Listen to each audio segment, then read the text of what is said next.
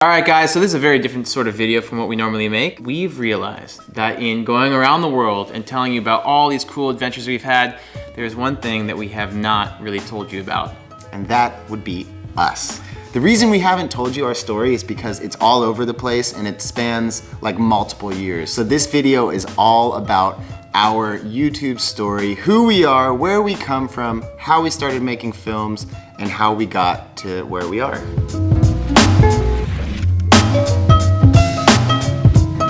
So let's rewind 30 years ago to 1986. 30 years ago I was born, but before that our parents met while traveling. So both of our parents are travelers. Our mom is from California and she was a flight attendant for Pan Am back in the day. And our dad is from New Zealand and they met on a train in Switzerland. Our mom was lost and our dad had a map. They moved in together in San Diego, and in 1986, Mark was born. In 1988, Alex came along. We kind of grew up on the go and between cultures. A combination of having a mother who was like working, going all around the world, and a dad who was from a different country really showed us that the world was a big place at a young age. What were we like as children?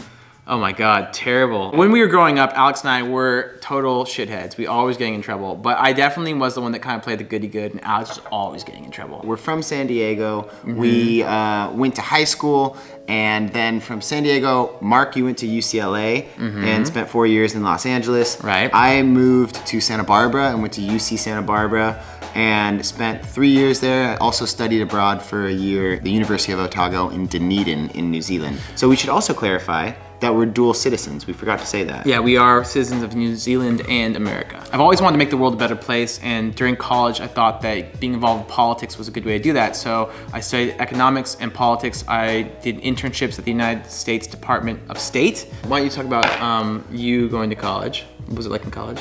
I don't know. I don't remember. Alex he's a Santa Barbarian. I went to UC Santa Barbara, voted by Playboy as #1 party school in the United States. Isla Vista is this little commune of amazingness. It's right on the beach. You get everywhere by bicycle or skateboard. It's kind of like a square mile of party flop houses. But anyways, yeah, I studied history and cultural anthropology. My philosophy is like, if you're gonna go to school, you should be studying something that you're legitimately interested in. The important thing is to never let your schooling get in the way of your education. Okay, so after college, I graduated. I moved to India where I got a job working at a microfinance bank. It's like a nonprofit wing of a sugar company, and I was helping farmers get access to credit, to internet, irrigation. I was in India for about 5 months. My internship took me between the capital of Mumbai and the sugar fields of Karnataka in the south of India. At the end of my internship, I was offered a full-time job. I turned it down. I was falling in love with writing and wanted to do something creative. So I turned it down and I left Mumbai, and about a week later, there was a terrorist attack that struck the city and it hit all the places I would hang out. It basically gave me a mission in my life. I could have been killed for what I represent rather than who I am. So I wanted to use my creative skills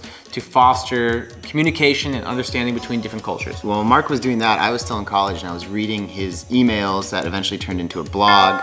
And he backpacked all over Southeast Asia. And so I was like in the library reading it and getting some serious wanderlust. Graduated from college, we moved to Spain. Mark was out there a year beforehand teaching English, and I applied for the same program and spent my first year in Spain in Galicia, which is it's a region above Portugal on the northwest coast of the Iberian Peninsula. That summer I got invited on a documentary expedition to Ecuador in search of lost Inca gold. It's basically a treasure hunt, glorified treasure hunt. We were in the mountains for 2 weeks in the Jancanatis mountains following this thing called Valverde's Derretero, and it was basically like a treasure map written in the 1500s. We didn't find any gold, but it did really open my eyes to the world of adventure filmmaking. Through that expedition, I met a guy who turned out to be like a mentor for me. His name's Ken Hames.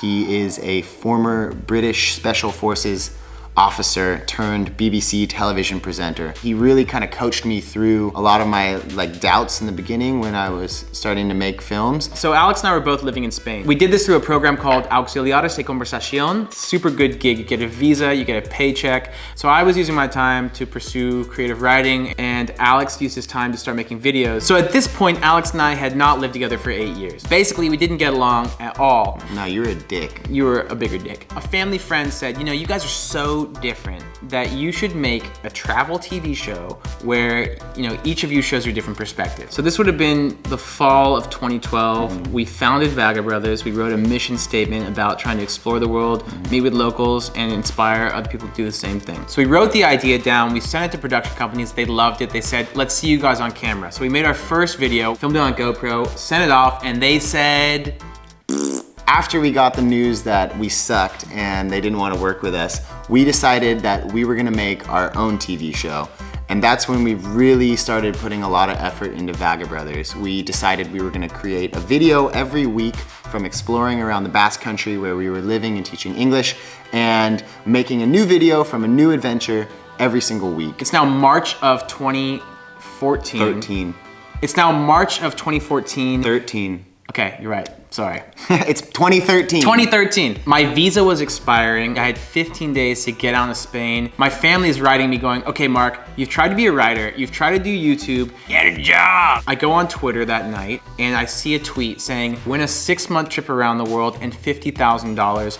All you have to do is make a 3-minute video about any destination in the world. So the one video that we hadn't made during our time in the Basque Country was about San Sebastian, where we were living. We had 15 days till I had to leave the country. We wrote a script. It rained for like 13 days. We cut the script down to its bare bones essentials, and then we had a day of sun, and we went out and filmed it. Everything just worked perfectly, and when it all fell into place and we exported the video, it was this feeling like, hey, maybe we could win this. And fast forward a couple more months, we did win it, and we started the biggest, baddest bucket list. First and foremost, would you say it was an amazing experience? But one of the downsides was that it was absolutely exhausting. The idea was 25 destinations in 25 weeks. I think in the first 6 weeks, we made more videos than we'd ever made previously. We had to produce 2 videos a week for 6 months straight. On the road. On the road. Editing, uploading, filming, presenting. It was really intense. It was a grind. I think one of the strange things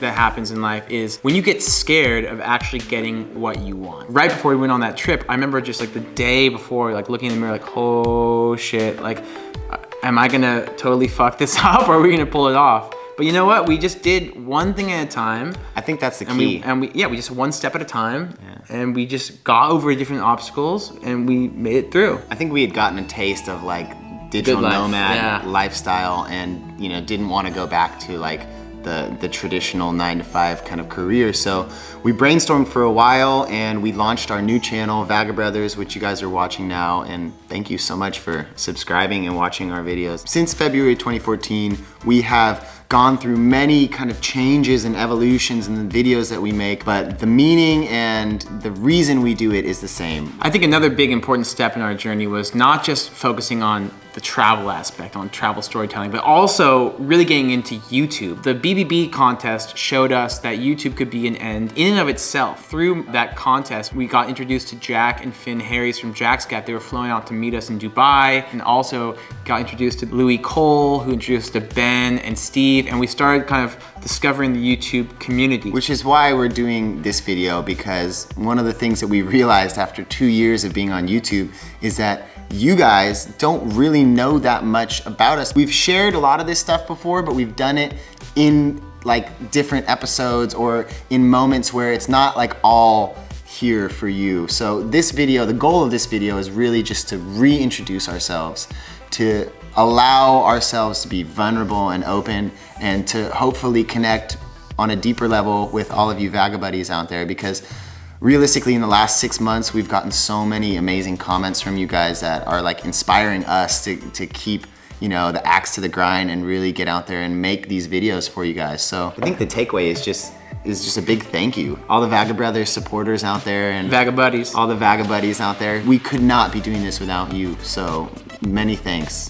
Muchas gracias y muito obrigado. This whole experience, like our journey together, Mark, on this weird, amazing thing that we've done together. I don't know, it's like I feel so blessed be so grateful for all the support and all of the inspiration and all of just the positive energy that you guys send to us. No, it's been quite the journey. And I think now what we're trying to do, in my perspective, is we're trying to take the principles that got us into this, the idea of creating understanding between cultures through our creative outputs, and trying to do that in a way that is able to be successful on YouTube and able to earn us an income. So those have been kind of the challenges that we've been trying to figure out.